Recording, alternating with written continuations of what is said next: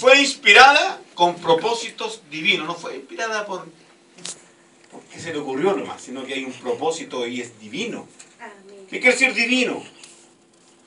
De Dios. De Dios, así, no sé, oye hermano, ¿qué quiere decir? No, así es fácil. Es de Dios, ¿ya? Divino. No es humano, divino. No es terrenal, es divino, es celestial.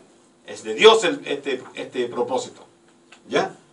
Por el cual fue inspirada la palabra del Señor. Y el texto que tomamos como referencia para nosotros, en este caso específico para esta palabra, es: oh, cuánto amo yo tu ley. ¿Ah? El salmista exclama ya. Rico ahí, porque yo le he estado tratando de incentivar a usted que cuando lea la palabra, ¿ya? La lea con todo lo que trae. Las exclamaciones, las preguntas, ¿cierto? Los puntos, las comas, que no se las pase por alto usted. Porque va a ir adquiriendo mayor comprensión de la escritura. Y aquí el salmista dice: oh, cuánto amo yo tu ley. Exclama él. Me dice: oh, cuánto amo yo tu ley. No. Oh, cuánto amo yo tu ley. Está exclamando quizás con júbilo. No con pena. ¿Ah? Y dice: todo el día, viene la parte ya más meditante, todo el día es ella mi meditación. Mire lo que dice el Salmo 119, verso 97. ¿Ah? ¿Usted ama la palabra de Dios? ¿La ama? Amén. Ya, pues digan amén, pues. ¿Ah? Amén. ¿Ya? Como decía un pastor, no me haga así porque no estoy hablando de los gansos. ¿Ah? Digan amén. ¿Ya? Me reía con ese pastor que decía así, es verdad, va a ser que este... Si vas a los monitos que andan en el auto. ¿Ya? Y las semanas anteriores, ya 4 semanas referentes a esto, porque en medio vine a una... El martes vinimos a otra, ¿cierto? Que Dios nos habló, pero a todos. Y siempre nos habla a todos. Amén. Pero ese día, después del martes, yo pienso que aquí está temblando la cosa. Amén. En serio, yo. No es porque sean distintos, pero hay momentos en que Dios hace temblar y otros más apacibles. Pues. ¿Ah? ¿Se recuerdan? ¿Ah? Es como cuando Elías estaba escondido en la cueva, ¿ah? de Sarepta, ¿se recuerda? ¿Ah? ¿Cuándo había arrancado? ¿De quién había arrancado? De los Baal. No, no había arrancado de los Baal. ¿Cómo se llama Jezabel? De Jezabel, la reina, la esposa del rey Acab, ¿se recuerda? Porque lo había amenazado. Y le iba a cortar la cabeza. ¿Ah? Y el profeta, qué bueno que a veces nos pasen cosas, ¿ah? Para que entendamos que nosotros no somos los únicos. Para que a veces nosotros nos creemos, ¿ah? Los superhéroes del Señor. No. Dios siempre tiene reservado un remanente. Pero ahí cuando estaba Elías en la cueva, ¿se recuerda qué pasó? ¿Ah? Que vinieron ciertas manifestaciones de Dios. ¿Ah? ¿Se recuerda? Distintas manifestaciones. Pero que el profeta conocía. Pero ¿qué pasaba? Que no estaba Dios ahí. ¿Ah? ¿Se recuerdan? Porque él conocía las cosas así como el fuego, el viento. ¿Ah? Pero no conocía el silbido apacible. Que también Dios se manifiesta. Y ahí Dios le habló en el silbido apacible. ¿Se recuerda? Cuando él dice que tiene un remanente. ¿Ah? Que era un número. ¿Cuántos números eran? 7.000 que no habían doblado sus rodillas ante Baal. ¿Ah? Sí, cuando dicen que no habían doblado sus rodillas ante Baal, ¿sabéis qué quiere decir ahí? Que no habían apostatado de la fe. Tremendo, ¿no? ¿Ah? Apostatar de la fe es renegar contra lo que uno cree. ¿Ah? Porque hay personas que pueden estar lejos de Dios. Y usted se encuentra con personas que están lejos de Dios. Pero que saben que es Dios. Saben que es el único Dios. Saben que tienen necesidad de Dios. Saben eso. Pero hay otros que niegan. Estuvieron con nosotros y apostatan. Apostatan de la fe. Eso es otra cosa. ¿Ya? Y ahí estaba, y Dios se manifiesta. Y el martes nos pasó eso, hermano. Amén. ¿Ah? Dios se movió aquí, pero yo le digo, el Señor no porque haya predicado yo, sino que los que estamos aquí subimos. Pues. Amén. ¿Ah? Fue potente el Señor. Pero las semanas anteriores que nos corresponde a esto, a este tema que estamos Estoy ya concluyendo. Vimos desde la perspectiva de, tomando 2 Timoteo, ¿se recuerda? 3, 16 y 17, que dice: toda la escritura es inspirada por Dios y es útil para enseñar, para redarguir, para corregir y para instruir en justicia. Y el 17 dice: a fin de que el hombre de Dios sea perfecto, enteramente preparado para toda buena obra. Cuando la escritura, vimos estas cosas nosotros, nos habla de un todo, ¿ya? Nos dice que toda ella es útil, ¿cierto? Es así mismo como lo vemos, que toda la escritura es de utilidad para nuestra vida. ¿Qué quiere decir útil? Vamos a este término. Beneficiosa. ¿Ya? En la Biblia usted va a encontrar de todo planteamiento de Dios hacia su pueblo. Y toda ella es para traernos beneficios. Útil. ¿Ya? Usted se ha encontrado con amigos que lo aman, personas que le aman, su mamá le ama. ¿Cierto, hermano? Lo mire que usted ama a sus hijos. ¿Ah? Y cuando ustedes están en alguna cosa incorrecta, porque así nos pasa a todos, la mamá que le ama, y llamando a todas las que son madres aquí, ¿ah? No digo que sean de la U, sino que estoy hablando de madre y mamá que tengo vida. ¿Ya? Ay, perdona, madre que está presente. Pero cuando, o un amigo, ¿cierto? O el papá, ese papá que ama realmente, ¿ya? Le damos una corrección y la corrección era fuerte. ¿Le pasó alguna vez a usted o no? ¿Cómo se siente usted? No salía diciendo: ¡ay, qué rico lo que me dijiste, mamá! ¿Ah? ¡Qué rico el corazón! No, era doloroso. Pero después, cuando usted tenía tiempo de meditar, se da cuenta que se la merecía, ¿cierto? Y que aprendió que no debía haber hecho lo que hizo, o no debía juntarse con esa persona que le estaba yendo por mal camino, porque a veces pasaba eso, ¿cierto? Bueno, la escritura, cuando habla de un todo que es beneficioso, habla de todas esas cositas que nos pasan, ¿ya?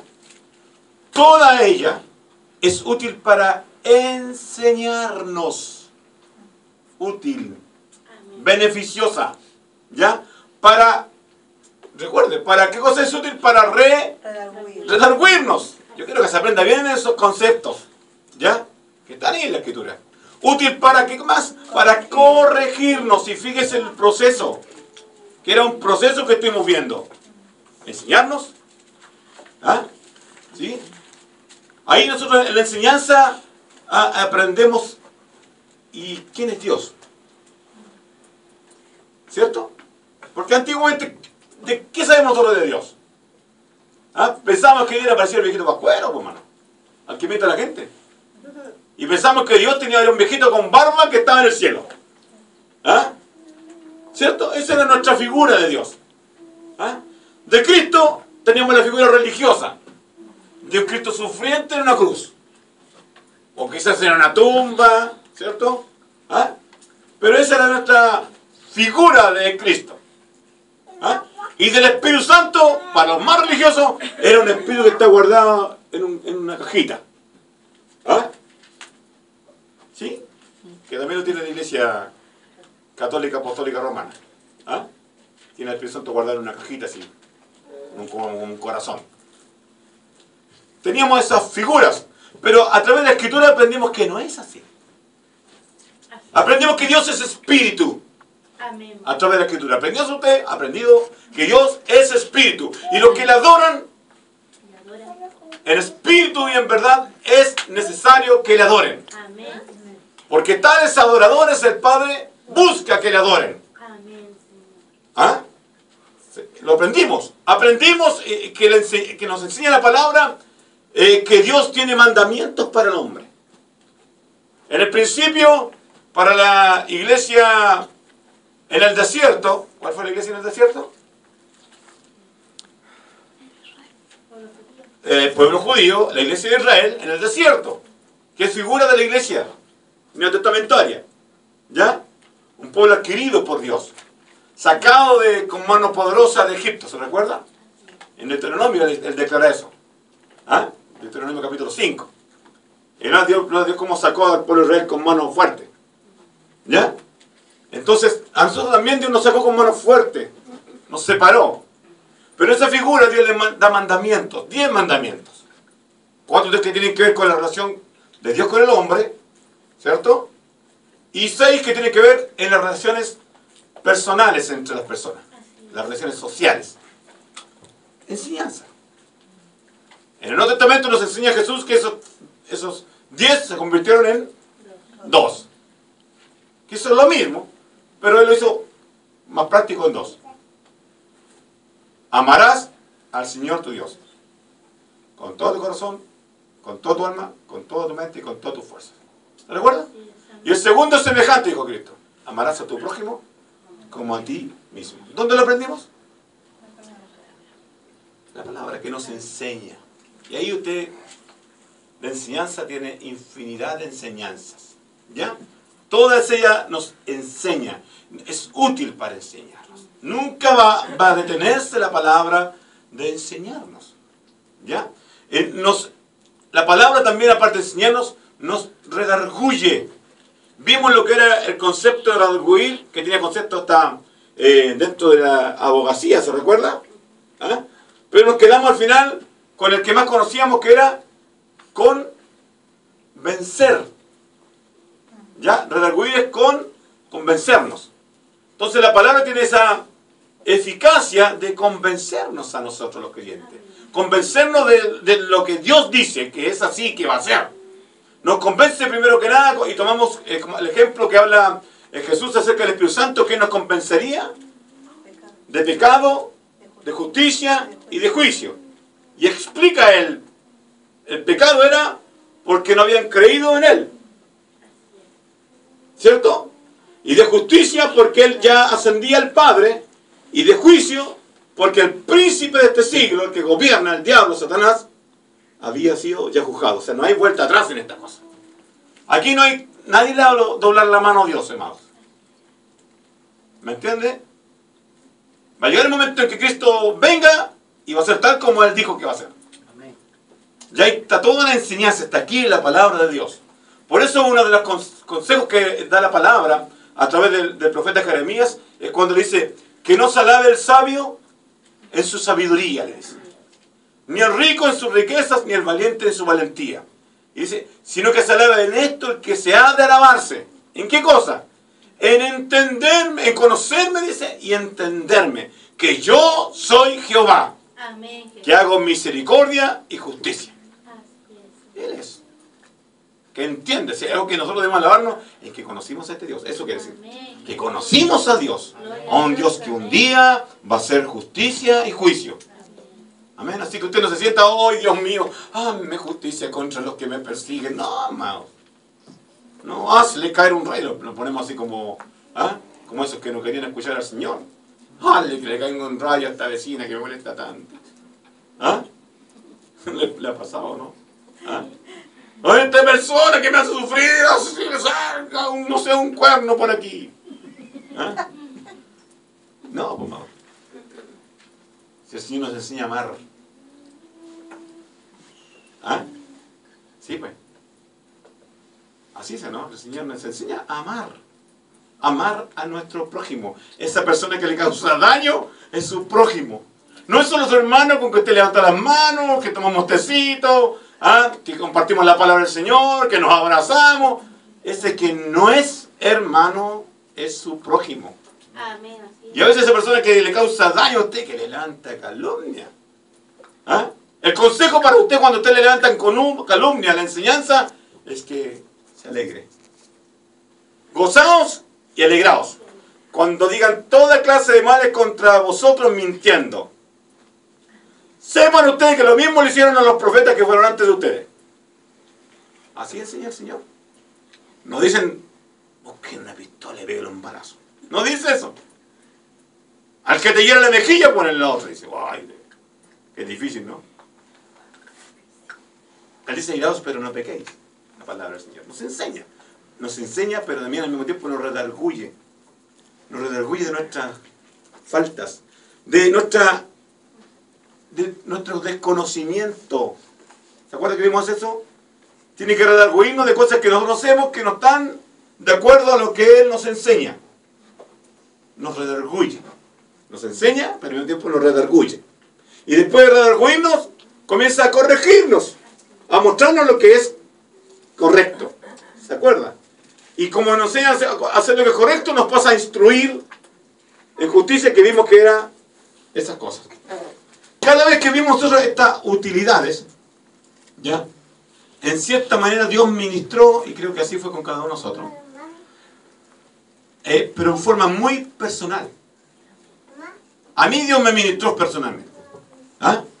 En algunos de estos importantes conceptos que vimos. Pero también, ¿por qué no decirlo? En todos ellos nos ministró el Señor. En todos esos conceptos. ¿Ah? Pudimos ser enseñados durante la semana. Y yo le pedí a usted que ejercitara la lectura en sus devocionales para que Dios comenzara a hacer eso. Porque esto es una cosa que siempre va a hacer, hermano. No piense usted y diga, no, si yo ya me redargulló a mí de mis pecados, sí, listo, no tengo ningún pecado. No, hermano. No. Si decimos que no tenemos pecado, dice la palabra del Señor en 1 Juan, le hacemos a Él mentiroso. Y su verdad no está en nosotros.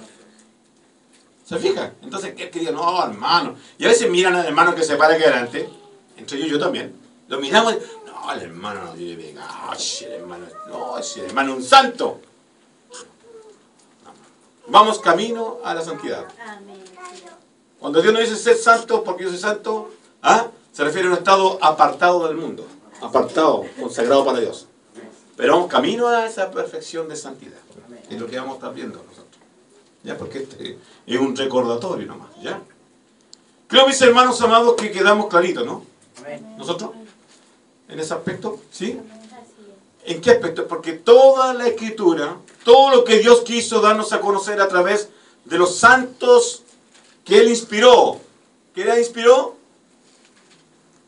¿Qué Él inspiró? Les sopló. ¿Se recuerda? Cuando dice que toda la Escritura es inspirada por Dios, soplada por Dios a través del Espíritu Santo, les sopló. Les dijo, Camila, escribe esto. No voy a pensar que están ahí en el preu. Esa cuestión es no. ¿Ah? ¿Se recuerda? Dios le sopló lo que Él quería dar a conocer a su pueblo, a su nación. ¿Está bien? Amados. Entonces todo lo que Él inspiró es útil. Es útil para usted, hermana Pati. ¿Qué le parece? Maravilloso. ¿Ah? Alicia. En el coche, Carolina, una canción nueva para ti. Bueno, verte, Alicia. Hoy día hemos llegado al fin de este. Yo lo encontré maravilloso, hermano. Para mí fue maravilloso este tema. Es una verdad, no es por ponerle colores. Para mí fue maravilloso este tema. ¿Ya? Nosotros ya entendimos que toda la Escritura es útil para enseñarnos, redarguirnos, corregirnos e instruirnos en justicia. ¿Sí? Pero todo esto que nosotros aprendimos tiene un fin. No es porque ya. Ahora usted es practicar esa parte, que la Escritura cumpla todos esos propósitos en usted. En mí lo sigo cumpliendo, como le digo, día tras día. Cada vez que la leo la palabra y ella me está enseñando, en algunos momentos me redarguye, me dice, Marco, está mal esto. Y en otras partes me corrige, ¿sí? Y en otras me instruye para que yo viva más rectamente, ¿se recuerda? Que es justicia. Que sea más piadoso en mi forma de vivir, que sea más equitativo, que es la justicia de Dios, ¿se recuerda? ¿Ya? Pero el fin es este que sale en la conclusión del tema, del texto. Es ser perfecto, enteramente preparado para ¿qué cosa? Para toda buena obra. Ahí viene la última parte. No es solo enseñarnos, redarguirnos, corregirnos, instruirnos en justicia, sino que dice, al final, ¿qué dice? A fin El propósito de enseñarnos, de redarguirnos, corregirnos, instruirnos en justicia, tiene como fin que usted y yo alcancemos la perfección de vida. ¿Cuándo? ¿Dónde? ¿Dónde? Aquí en esta tierra. Y que al alcanzar la perfección de que lo que Dios quiere para nosotros, ¿cierto? Estemos preparados para hacer las obras de Dios. ¿Ya? Hay gente que se adelanta y empieza por obra. ¿Ya? ¿Sabe que cuando la persona se adelanta y empieza por las obras, porque ve que otras iglesias trabajan así, llámese cristiana evangélica o la católica, que es muy buena para esas cosas, ¿ya? Uno de los peligros que trae esa persona que empieza por las obras es que se aparte de la verdad. Así de sencillo. Y después todo está pegado a las obras nomás. Y se olvida del todo de la palabra. ¿Por qué no solo andan haciendo obras, que ayudando al pobre, al niño? Hay que hacerlo eso, ¿no? Pero más amplia la cosa. Como dije, tiene un fin específico, la eternidad. ¿Ya? Entonces cuando habla de perfecto la palabra de Dios aquí, ¿cierto? Nos habla de un ser equipado por Dios. O sea, cuando la Escritura tiene todos estos fines, o estos conceptos, ¿cuáles son los conceptos? ¿Quién se acuerda?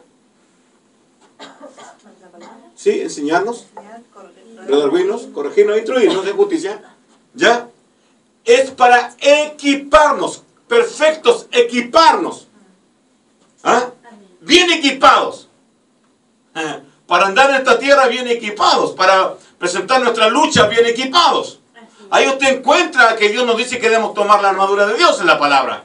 Ese no es solo el equipo que tiene que usar el creyente, sino que está hablando de toda la palabra, aquí en Timoteo.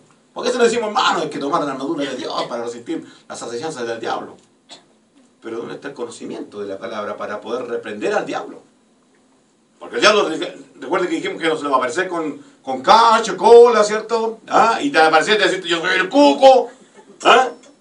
No, pues hermano, no venía así el diablo. Dice la Biblia que se aparece como ángel de luz. ¿Ah? Como alguien, ¿qué quiere decir ángel de luz? Alguien piadoso. Alguna persona buena. ¿Ah? ¿Se fija? Pero recuerde que él es conocido como el engañador. ¿Ya? Él sabe disfrazarse ocultamente para atraer y seducir. ¿A quién va a seducir? Cuando dice que anda como león rugiente buscando gente devorar. ¿Sí? Pero ¿quiénes son sus privilegiados de nosotros? Los que no leen, no oran, no buscan de Dios. Esos que vienen a la iglesia, voy para la iglesia. Y se van para la casa y se olvidó la iglesia, hermano. Y va a venir el diablo y va a buscar. ¿Ah? Y lo va a devorar. Y lo saca y lo destruye. ¿Ah? ¿Cuánta gente usted conoce, hermano? Yo tengo 28 años en la iglesia. ¿Ya? Usted quizás tiene más o menos. Pero ¿cuántas personas conoce que dejaron la enseñanza, dejaron la palabra, ¿cierto? Dejaron el diario vivir con la palabra? ¿Por qué no el día domingo? ¿Por qué no es cristiano que el día domingo sale con la Biblia bajo el brazo? No es cristiano. Sino que cada día tiene su devocional con la palabra. Y cada día lucha, recuerda esa palabra, por vivirla. Porque es una lucha diaria. ¿Ah? Cada día usted puede acostarse como vencedor o acostarse sufriendo. ¿Me entiende lo que le digo? Como el Salmo 4.8, ¿no? ¿Qué dice? En paz me acostaré, así mismo dormiré, porque solo tú, Dios, me hace vivir confiado. Usted cada día puede acostarse así. Cada día puede acostarse y decir, Señor, decirle como Juan, amén. Sí, ven, Señor Jesús. Puede hacerlo, si vivió la palabra. Y sabe usted que la vivió, porque no va a venir usted a decirme, no, es que no sé si la habré vivido. No, usted debe saber si la vivió o no la vivió. Entonces usted tiene la capacidad para decirle al Señor eso. Amén, esta noche, Señor, si viene, amén, voy contigo. O tiene para acostarse así con los nervios de punta, ¡ay! No dice nada. Y si el Señor viene, Porque el día y la hora, ¿quién lo conoce? Nadie lo conoce. Gloria al Señor. Entonces, cuando esta palabra nos capacita, toda la Escritura cumple la función de enseñarnos en cuanto a qué cosa, hermano, que lo vimos, a la doctrina de Cristo. Escuche, sus enseñanzas, mandamientos, la vida cristiana, santidad, amor, perdón, etc. Toda la Escritura nos enseña esas cosas y más. ¿O no nos enseña eso? Mire, cuando toda la Escritura nos redarguye, que lo nosotros vimos, ya, nos convence de pecado, de error de conceptos en cuanto a la Escritura, nos convence porque a veces nosotros salimos como los voladores y decimos, no, es que yo ese hermano recibí la revelación de Apocalipsis. ¿Ah? Sí, ¿ah? Sí, Apocalipsis, no vamos a así medio fleite. ¿Sí? ¿Ah? Y como que salimos con nuestra propia revelación. A mí me pasó, bueno. Me pasó un día en la noche, me leí, ¿te acuerdas? Me leí hace hartos años atrás, por el año 90 más o menos. ¿Ah? Hartos años. Y me leí todo el Apocalipsis. Y dije, Tariana, yo sé quién es la gran ramera, quién es la bestia, me lo sabía todo. No anda ni por la tapa, hermano. No le decirle que después el hermano dijo que esta era la gran ramera, no. No anda ni por la tapa, hermano, pero yo salí con mi propia revelación. Entonces, la palabra de Dios cuando nos redarguye, es también de eso, de los errores doctrinales. Nos convence de los malos conceptos que nosotros sacamos de la palabra. ¿Ya? Recuerde por ahí la necesidad buena, entre comillas, ¿ya? De los famosos institutos o estudios bíblicos. Yo digo a algunas personas, digo, oiga hermano, no quiero decir que no vaya al instituto, ¿eh? Ojo, ¿ah? Porque espía hay por todos lados. ¿Ya? ¿Ah? Uno nunca sabe, hermano. ¿Ah? Pero ¿qué voy? ¿Usted tiene internet? Usted tiene todos los institutos bíblicos. Es cosa que tenga interés y diga, voy a aprender lo que es homilética. Y usted aprende y aprieta estudios de homilética evangélicos, así, le pone evangélico para que sea evangélico, que puede ser católico también. ¿Ah? Y usted lo encuentra y empieza a estudiar homilética. Me dice, ahora está todo al alcance. ¿Sabe qué? Yo veo esta cuestión, no tenemos excusa para no prepararnos bien para servir al Señor. ¿Ah? Usted puede tener grandes estudios bíblicos en cuanto a institutos, pero no termina ahí la cosa. Son solo herramientas para servir a Dios. Por eso ahí la palabra que nos dice Pablo, el mismo Timoteo, le dice, procura, Timoteo, procura con diligencia presentarte a Dios aprobado. ¿Cómo qué cosa? Como obrero, que no tiene de qué avergonzarse, que usa bien la palabra de verdad. Que usa bien la palabra de verdad. ¿Se fijan? ¿Ah? Porque hay obreros, hermano, mío, amado, escúcheme, que no la usan bien, pues. Por eso ahí 2 Pedro me gustaría que leyera. ¿Ah? O que leyera el libro de Judas. Se va a encontrar con muchos personajes de la televisión que se dicen ser cristianos. Se encontrar con los famosos que llevan el Apocalipsis que se dice son apóstoles, pero no lo son. Se encontrar. ¿Pero dónde se encontrar? La palabra del Señor, mire, y nos va a redarguir, nos va a convencer, no solo de pecado, de lo que es verdadero. Amén. Pues es importante, ¿eh? Entonces, nos van a, de esos conceptos, como dice, la mala interpretación doctrinal, de falta a los mandamientos de Dios. Porque si no entendemos bien los mandamientos, nos quedamos con los dos. ¿Cierto? Pero es bueno a veces ir a esos dos ampliados que están en el Antiguo Testamento y vamos a entenderlos mejor. Amar al prójimo. ¿Cierto? Que empieza con qué cosa de amar al prójimo. El mandamiento más importante, honra a tu padre y a tu madre, para que seas de larga vida en la tierra que Jehová tu Dios te da. ¿Ah? ¿Qué dice la Biblia que es el primer mandamiento? Con promesa, dice Pablo. Pero ¿sabe que es el primer mandamiento con promesa con respecto a lo social? Porque si vamos al primer mandamiento con promesa, ¿cuál es? Oye Israel, que Jehová tu Dios uno es, y no te harás imagen ni te inclinarás a ella ni las honrarás, porque Jehová tu Dios uno es. fuerte y celoso, que visita la maldad de los padres. ¿Qué es lo que hay ahí? ¿Qué es lo que hay ahí? Una promesa. Visita la maldad de los padres sobre los hijos hasta la tercera y cuarta generación de los que la aborrecen, y hago misericordia, y hace misericordia a millares a los que guardan, a los que aman, dice, y guardan sus mandamientos. Ahí se encuentra con promesa. ¿Se explica? Hay promesas que tienen que ver con el aspecto con Dios, y hay promesas que tienen que ver con el aspecto social. Mire qué importante, ¿eh? Porque es el primer mandamiento con promesa. Y se da usted da cuenta que los otros también tienen promesa, los primeros. ¿Ah? Y promesa fuerte, ¿no? Amén. ¿Cómo está Manolí?